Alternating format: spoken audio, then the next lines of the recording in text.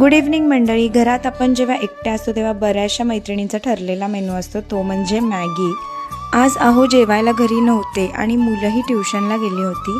So म्हटलं आज मी माझा मी टाईम स्पेंड करावा. त्यासाठी माझ्या आवडीची नुसती तिखटातली मॅगी मी इकडे बनवलेली आहे. थोड्या कमी पाण्यात बनवलेली कोरडी अशी मॅगी मला आवडते आणि या गरमागरम मॅगीवरती अमूल बटर हे कॉम्बिनेशन माझं फेवरेट आहे.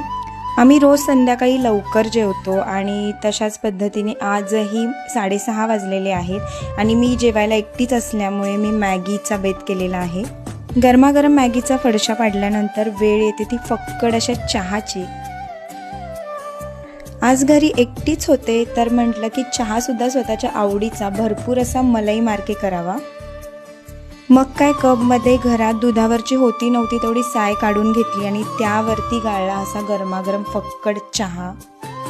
तुम्हालाही असा मलाई मार्के चहा आवडत असेल तर मला कमेंट करून नक्की सांगा.